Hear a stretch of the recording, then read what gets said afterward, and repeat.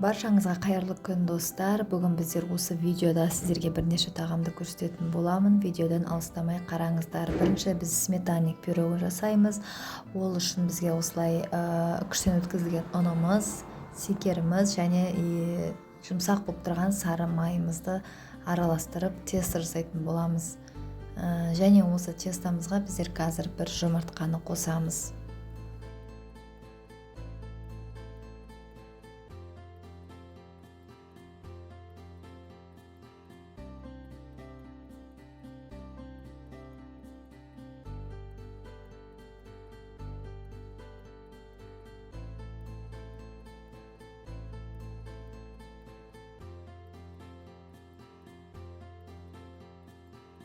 Біздер жасап болған тестомызды осылай салафанға салып, холодильникке жарты сағатқа қоямыз.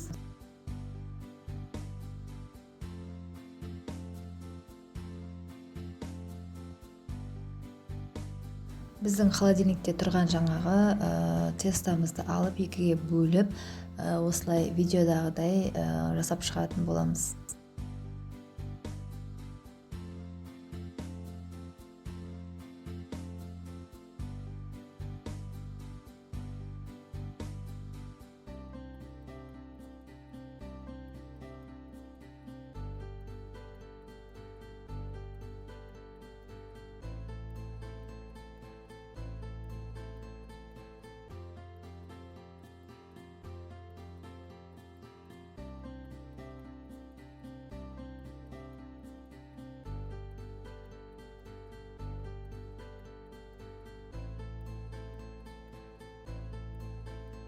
Осылай жасап болғаннан кейін үстін стаканмен бір басып тегістеп шығатын боламыз.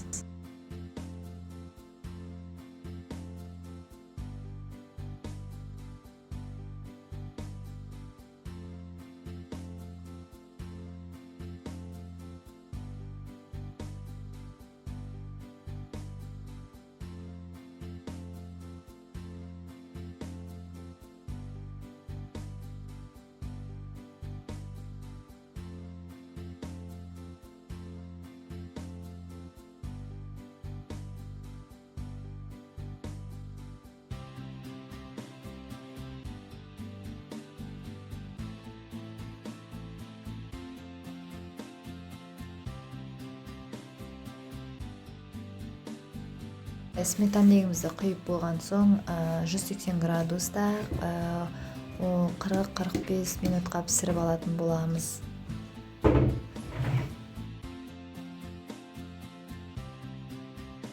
Сметаннигіміз дайын болғаннан кейін осылай 2 сағаттай суытуға қойып қойдым. Бетіндегі қаймағы езіліп кетпес үшін.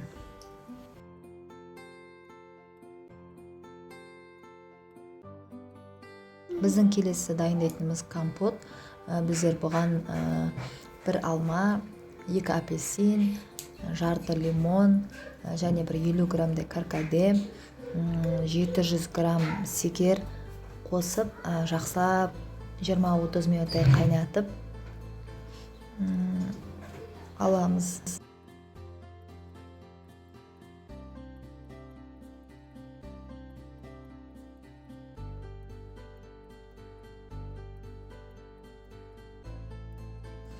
Осылай біздің қайнап болған компотымызды бөлек банкеге жақсылап сүзіп алып, суытып, іше беруге берсеңіздер болады.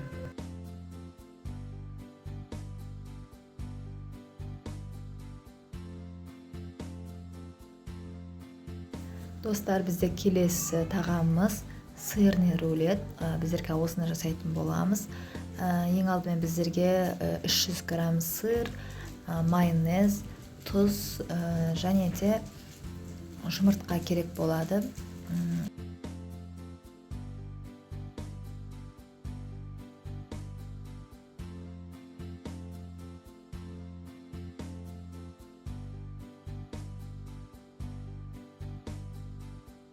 Осы массамызды араластырып болғаннан кейін біздер пергаментке бумағымызды жақсылап тұрып майлап аламыз. Және де 180 градуста 10 минутқа салып пісіріп алатын боламыз.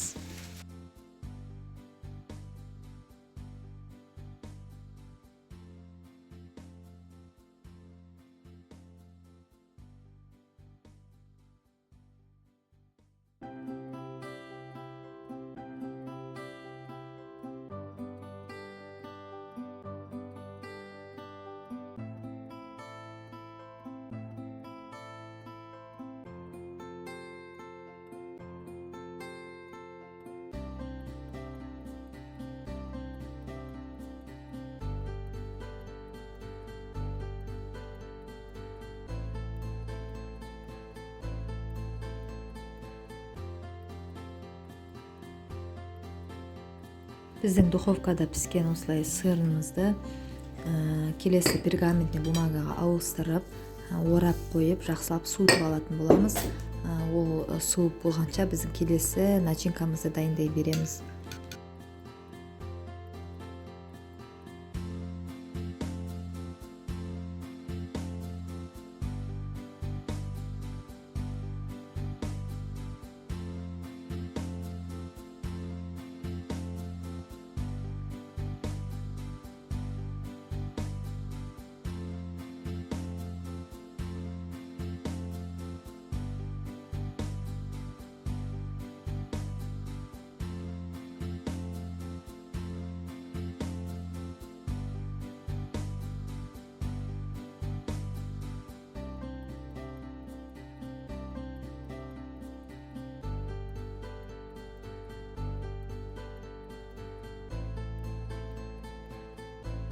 Біздің суыған сырымызды жақсылап ашып, ішіне қазір біздің начинкамызды жайып шығатын боламыз.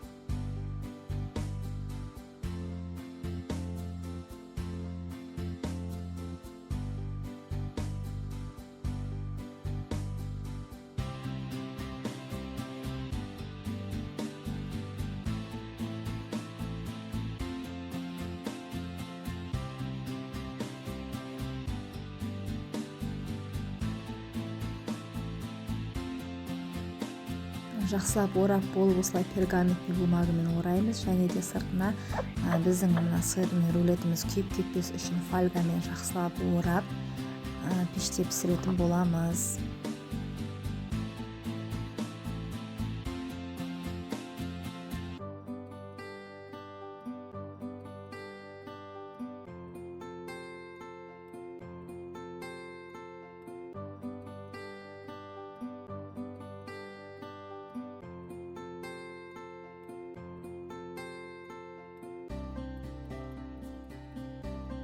Біздің рулетіміз осылай әп-әдемі болып пісіп шықты. Біз рулетімізді әбден суыға жіберетін боламыз. Және де осы видеодағыдай холодныйлардың қасына қосуға болады. Дәмі өте керемет, жасап көріңіздер. Енді кішігірім осындай тортикке келетін болса, бұл тек қарапайым бисквиттен ғана жасалған. Бисквиттің жасалу жолы менің видео каналымда бар.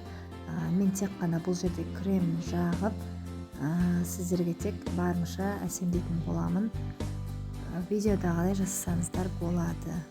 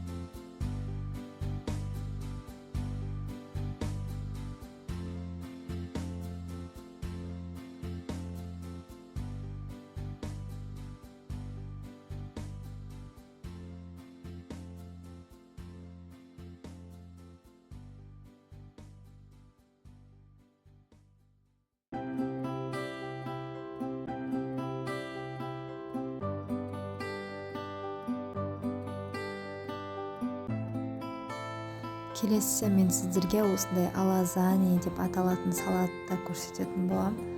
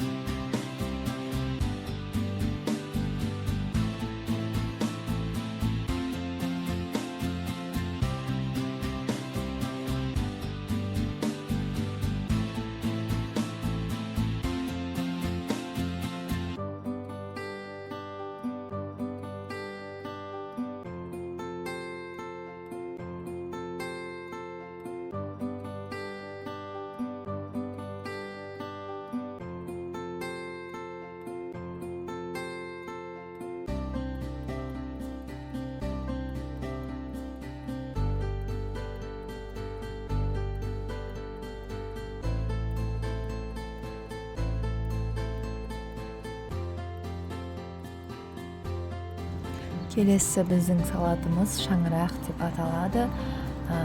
Өте керемет дәмді. Осы видеодағыдай жасасаңыздар болады.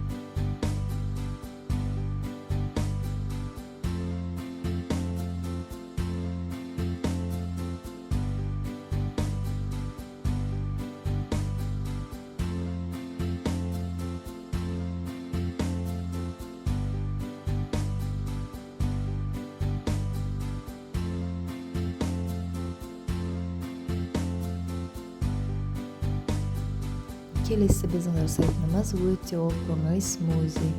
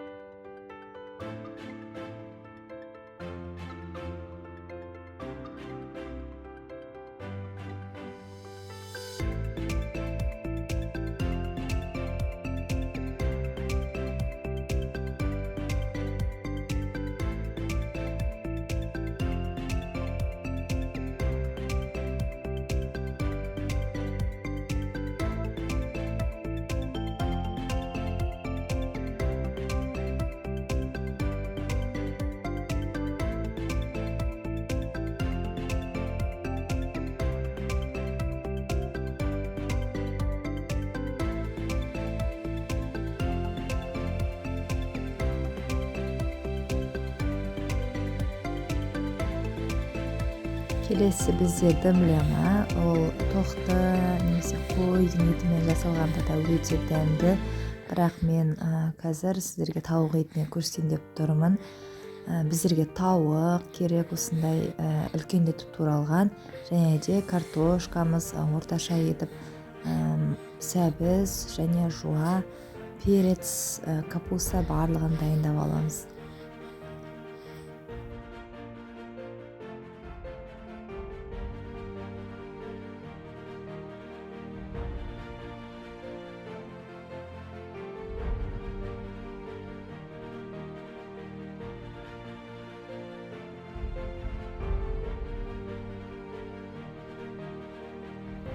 Картошкамызды осылай дәмі жақсы шығу үшін біздер паприкамен араластырып алатын боламыз маринадты.